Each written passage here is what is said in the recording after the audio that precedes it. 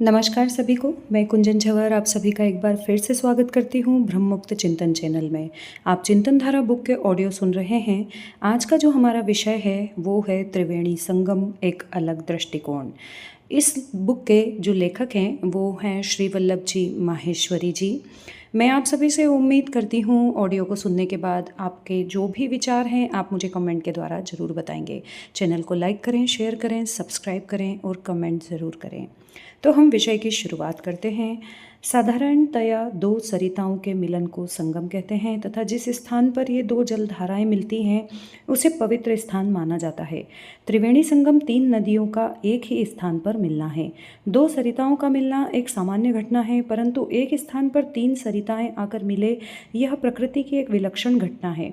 इसी कारण जिस स्थान पर भारत की तीन पवित्र तथा महान सरिताएं गंगा, यमुना तथा सरस्वती आकर मिलती है उस स्थान को तीर्थराज की संज्ञा दी गई है।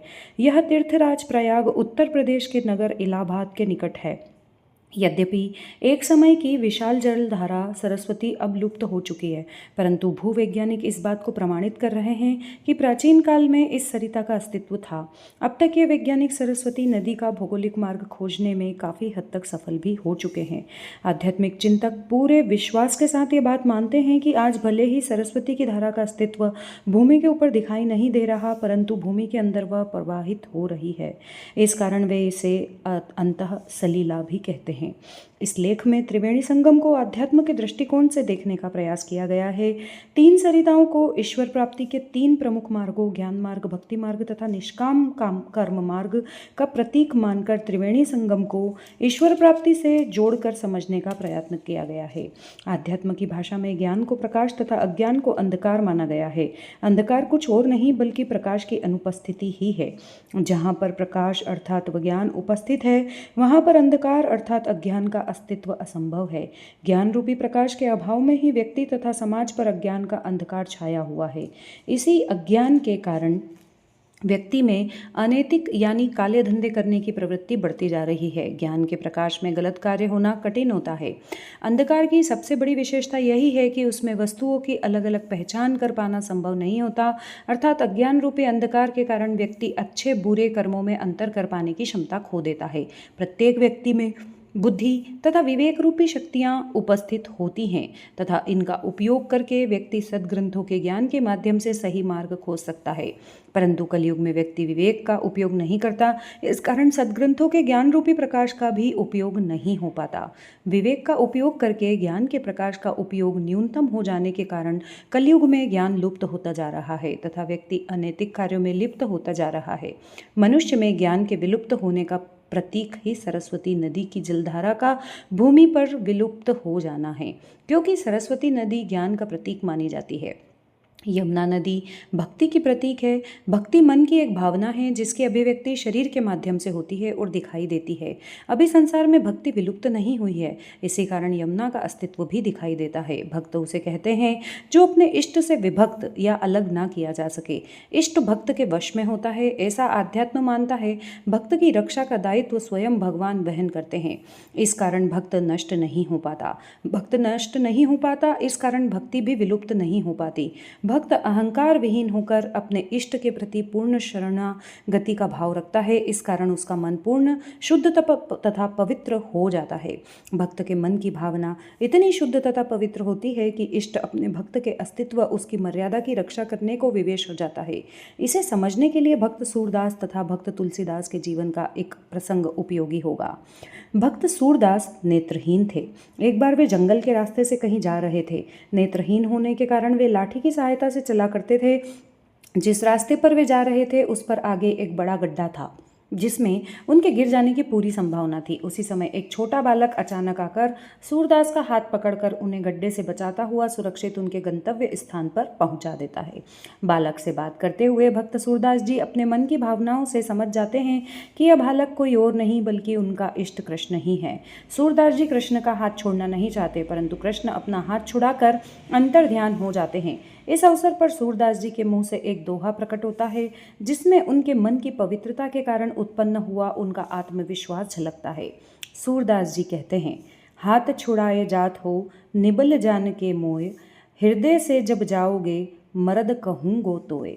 अर्थात मुझे निर्बल समझकर हाथ छुड़ाकर जा रहे हो, किंतु जब मेरे हृदय से निकल कर जा सकोगे तब तुम्हें मैं मर्द मानूंगा।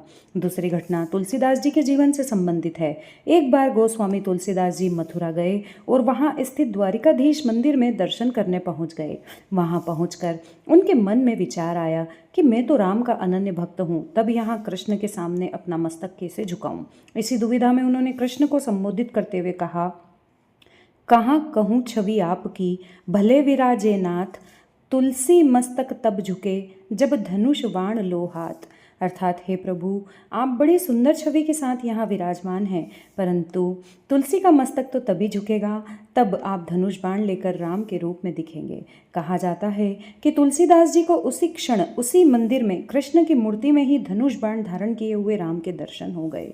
इन दो घटनाओं से भक्ति की शक्ति का दर्शन हो जाता है। जब भक्त पूर्ण समर्पण की भावना से भगवान से कोई प्रार्थना करता है तो भगवान उस प्रार्थना को तुरंत पूरी करने के लिए तत्पर रहते हैं। भक्ति की ऐसी उच्च स्तर की भावना मन की पवित्रतम स्थिति में ही संभव है। यमुना की पवित्र जलधारा इसी भक्ति की प्रतीक है। भक्ति कभी विलुप्त नहीं होती, वह हमेशा कर्म में परिलक्षित होती रहती है। जब भक्ति कर्म में मिल जाती है तब कर्म निष्काम कर्म बन जाते हैं तथा परम कल्याणकारी व पवित्र बन जाते हैं। गंगा कर्म की प्रतीक है और गंगा नदी में यमुना का संगम कर्म में भक्ति का मिलन दर्शाता है। जब प्रयाग में भक्ति की प्रतीक यमुना की धारा कर्म की प्रतीक गंगा की धारा से मिल जाती है तब वह गंगा को और ज़्यादा पवित्र बनाकर उसे मोक्षदायिनी शक्ति से परिपूर्ण कर देती है। इस बात के प्रत्यक्ष प्रमाण के रूप में संगम स्थल के आगे इस संयुक्त पवित्र धारा के तट पर बसे काशी या वाराणसी नगरी को देखा जा सकता है। काशी को प्राचीन काल से ही ज्ञान, भक्ति तथा मोक्ष के केंद्र के रूप में एक पवित्रतम तीर्थधारा माना जाता है। कहा जाता है कि जो व्यक्ति काशी में प्राण त्याग करता है वह मोक्ष का अधिकारी बन जाता है। स्वयं भगवान शिव अपने 12 ज्योतिर्लिंगों में सबसे पवित्र तथा जागृत ज्योतिर्लिंग के रूप में बाबा विश्वनाथ के नाम से इसी काशी में स्थित हैं। यदि कर्म की प्रतीक गंगा में भक्ति की प्रतीक यमुना का मिलन नहीं हुआ होता तो शायद काशी को इतना महत्व नहीं मिल होता। यदि व्यक्ति मोक्ष प्राप्त करना चाहता है तो उसे अपने कर्मों में भक्ति का समावेश करके उन्हें निष्काम कर्म में परिवर्तित करना ही होगा। वैसे तो सभी सरिताओं का लक्ष्य सागर में मिलना ही होता है, परंतु इस मिलन को सरिता के अस्तित्व की समाप्ति नहीं माना जाना चाहिए, बल्कि सरिता के अस्तित्व का विस्तार होकर स्वयं सागर बन जाना मानना चाहिए। इसी प्रकार जीवात्मा भी अपने सीमित अस्तित्व को परमात्मा के असीम अस्तित्व में विलीन करके असीम हो जाती है। इसे ही मोक्ष प्राप्त करना कहते हैं। इस पृथ्वी पर छोटी छोटी हजारों जलधाराएं हैं, परंतु सभी सागर तक नहीं पहुंच पाती। सागर तक पहुंचने के लिए जलधारा का विशाल होना आवश्यक है। छोटी जलधारा किसी बड़ी जलधारा में विलीन होकर उसके माध्यम से सागर तक पहुंच सकती है। यही स्थिति जीवात्मा की भी है। या तो जीवात्मा भक्ति तथा कर्म को मिलाकर निष्काम कर्म में परिवर्तित करके स्वयं को विशाल बना ले, या फिर किसी महापुरुष अथवा संत के विशाल व्यक्तित्व का सहारा ले, तभी वह अपने लक्ष्य ईश्वर तक पहुंच सकती है।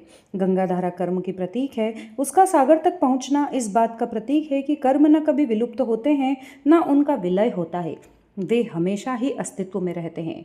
विश्व में गंगा से विशाल सरिताएं हैं और जब वे सागर में मिलती हैं तो उनका स्वतंत्र अस्तित्व समाप्त हो जाता है और वे सागर ही हो जाती हैं। परंतु गंगा की बात ही निराली है। जब गंगा की अति पवित्र जलधारा सागर से मिलती है तब सागर स्वयं गंगा की पवित्रता का सम्मान करने को बाध्य हो जाता है। सागर गंगा को स्वयं में समाहित तो अवश्य करता है, परंतु गंगा को सम्मान देते हुए मिलन स्थल को गंगा सागर नाम देकर स्वयं को धन्य मानता है। गंगा की यह अति विशिष्ट उपलब्धि केवल इस कारण है कि उसमें यमुना का विलय हुआ है। इससे स्पष्ट हो जाता है कि कर्म जब भक्तिमय होकर निष्काम कर्म बन जाते हैं तो असीम भी सीमित को पाकर गौरव का अनुभव करता है। यही कारण है कि भगवान स्वयं घोषणा करते हैं कि मैं निष्काम कर्मी भक्तों के वश में होता हूँ तथा इन भक्तों को अपने से श्रेष्ठ मानकर इनका सम्मान करता हूँ। यह गंगा तथा यमुना के मिलन का ही परिणाम है कि यहाँ जहाँ पर यह पवित्र धारा सागर से मिलती है वह स्थान गंगा सागर के नाम से एक पवित्र तीर्थ बन गया है। इस विश्लेषण से स्पष्ट हो जाता है कि त्रिवेणी संगम केवल 3 जलधाराओं का संगम ही नहीं है, बल्कि मानव को अपने जीवन को पवित्र बनाकर लक्ष्य प्राप्ति की प्रेरणा प्रदान करने वाली आध्यात्मिक घटना है। यदि मनुष्य कलयुग में ईश्वर प्राप्ति के अपने लक्ष्य तक पहुंचना चाहता है तो ज्ञान उसकी सहायता नहीं कर पाएगा। उसके लिए तो मनुष्य को अपने प्रत्येक कर्म में भक्ति का समावेश करके उसे पवित्र बनाना होगा। इन्हीं पवित्र निष्काम कर्मों को करते हुए मानव अध्यात्म की इस उच्चतम स्थिति में पहुंच सकता है, जहां उसका लक्ष्य स्वयं ईश्वर भी मनुष्य की इस उपलब्धि के सामने प्रसन्न होकर उसे गौरवशाली स्थान प्रदान करे। त्रिवेणी संगम इसी बात का प्रतीक है तथा त्रिवेणी संगम का पवित्र संदेश भी यही है। यहाँ यह विषय समाप्त होता है। मैं उम्मीद करती हूँ आपको विषय पसंद आया होगा। ऑडियो को पूरा सुनने के बाद त्रिवेणी संगम विषय को लेकर के आपके जो भी विचार हैं मुझे कमेंट के ज़रिए ज़रूर बताएं। आगे फिर मुलाकात होगी अगले ऑडियो में। तब तक के लिए नमस्कार। और एक बार फिर से वही निवेदन, चैनल को लाइक करें, शेयर करें एंड सब्सक्राइब करें। नमस्कार।